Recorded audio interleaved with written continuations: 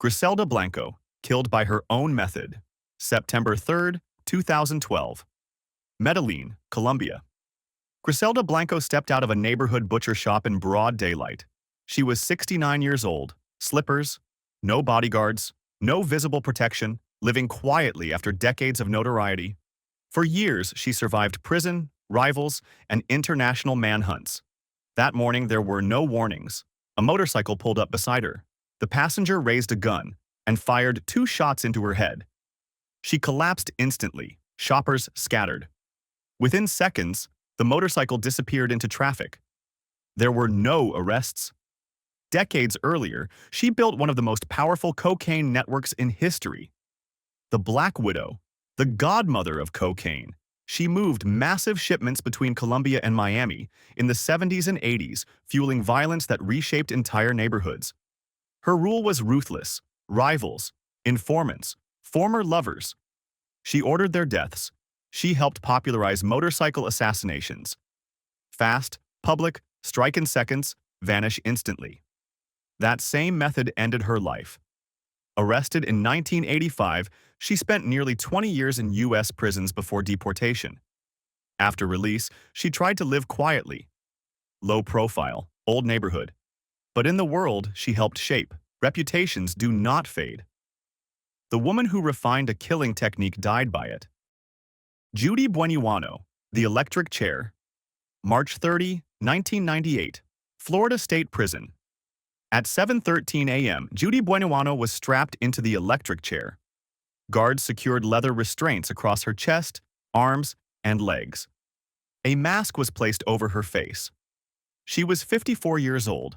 Her crimes had unfolded quietly over decades, hidden inside ordinary family life. In 1971, she poisoned her husband, James Goodyear, with arsenic. He had recently taken out a life insurance policy. After his death, she collected the payout. Years later, during what appeared to be a routine canoe trip, her disabled son Michael drowned. She collected again. At the time, both deaths were ruled accidents. But Buenoano continued. In 1983, she tried to kill her boyfriend, John Gentry, by placing a car bomb under his vehicle.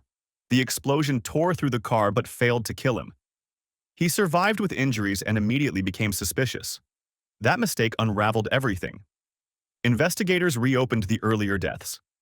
Autopsies revealed arsenic in her husband's remains. Financial records exposed insurance motives. Evidence connected her directly to the bombing attempt.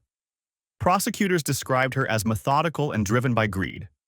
She showed little emotion in court and denied all accusations. After years of appeals, the sentence stood. Witnesses inside the execution chamber later said she appeared composed. There was no visible panic as the current was applied. When the switch was thrown, electricity surged through her body. It stiffened sharply against the restraints. Minutes later, she was pronounced dead.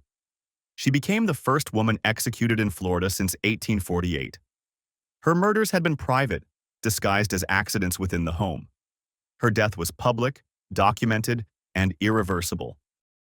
Bonnie Parker, caught in a storm of bullets. May 23, 1934, near Sales, Louisiana. Bonnie Parker and Clyde Barrow drove a stolen Ford V8 down a quiet rural road at dawn. They had been on the run for months, crossing state lines, sleeping in stolen cars, surviving on adrenaline and constant motion.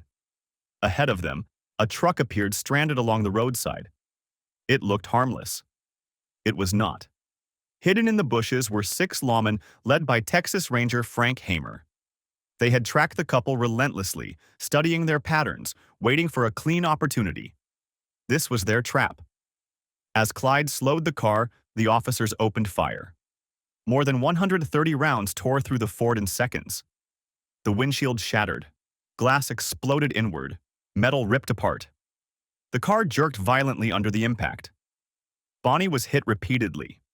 She died instantly, slumped in the passenger seat at just 23 years old. Clyde died beside her, his foot still pressed to the brake. During the Great Depression, they had become America's most infamous outlaw couple. They robbed banks, gas stations, and small-town stores, leaving at least 9 officers dead. Newspapers romanticized them. Bonnie wrote poems that framed their life as rebellion and adventure. The reality was dirt roads, hunger, fear, and constant exhaustion. After the shooting stopped, crowds gathered around the bullet-riddled car. Some tried to cut locks of Bonnie's hair and pieces of her blood-stained dress as souvenirs. America's outlaw fantasy ended in less than 20 seconds. Ma Barker, The 4-Hour Siege, January 16, 1935. Lake Weir, Florida. A modest cottage stood near the water, quiet in the early morning light. Inside were Kate, Ma Barker, and her son Fred, both linked to the Barker Carpus gang. The gang had terrorized the Midwest with kidnappings, robberies, and murders. They targeted wealthy businessmen and banks, moving constantly to avoid capture. The FBI considered them among the most dangerous criminals of the era. At dawn, federal agents surrounded the house and demanded surrender. The answer was gunfire. A prolonged battle erupted. Bullets ripped through the walls, windows shattered. Smoke filled the rooms as agents fired thousands of rounds into the structure. Inside, Ma Barker was 63 years old. The exchange continued for nearly 4 hours. When the shooting finally stopped, agents entered cautiously. Fred lay dead. Ma Barker was nearby, hit multiple times. A machine gun rested close to her hands.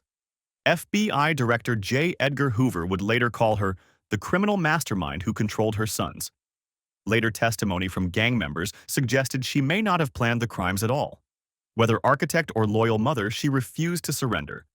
She died in a wooden cottage torn apart by federal gunfire. Stephanie St. Clair, The Queen in Silence. December 1969. Harlem, New York. Stephanie sat alone in her apartment. The neighborhood outside had changed. The influence she once commanded no longer reached these streets. She was 72 years old, ill, and increasingly isolated. She held a handgun. She pressed the gun to her head and pulled the trigger. Decades earlier, she had ruled Harlem's numbers racket, an illegal lottery operation generating thousands of dollars daily. Bankers, workers, and shop owners placed bets through her network. She enforced discipline and demanded loyalty, presenting herself as a businesswoman defending her community from outside mob control. Her greatest enemy was Dutch Schultz, who attempted to seize Harlem's numbers game through intimidation and violence. She fought him openly, even buying newspaper advertisements to expose corruption and political protection. Few in the underworld challenged men like Schultz publicly. She did. Schultz was eventually killed. She had outlasted him, but power shifted. The Italian mafia consolidated control behind closed doors. Her organization fractured. Trusted associates moved on.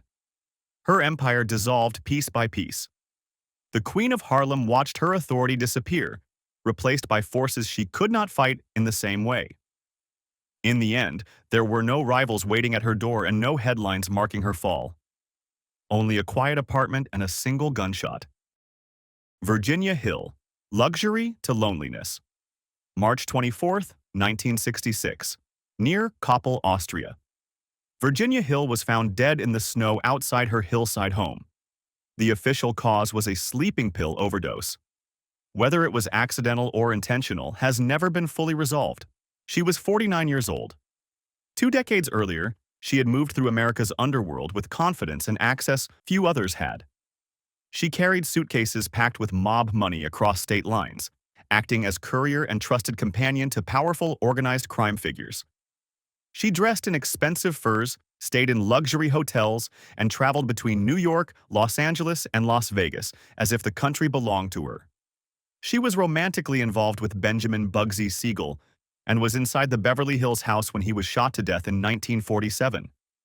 The gunfire that killed him ended more than a relationship. It marked the beginning of her decline. In 1951, she testified before the Kefauver Committee as cameras rolled and the nation watched. Calm and composed, she denied knowledge of criminal operations. But public scrutiny followed her everywhere. Her name became tied to scandal and organized crime.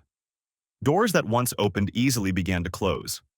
After Siegel's death, financial support vanished, investigations intensified, tax problems mounted, alcoholism followed. So did debt. She eventually relocated to Europe, settling in Austria, far from the glamour, money, and danger that had once defined her life. The parties were gone, the protection was gone, the power was gone. The woman who once carried millions in cash across America died alone in the snow, far from the empire she once helped sustain.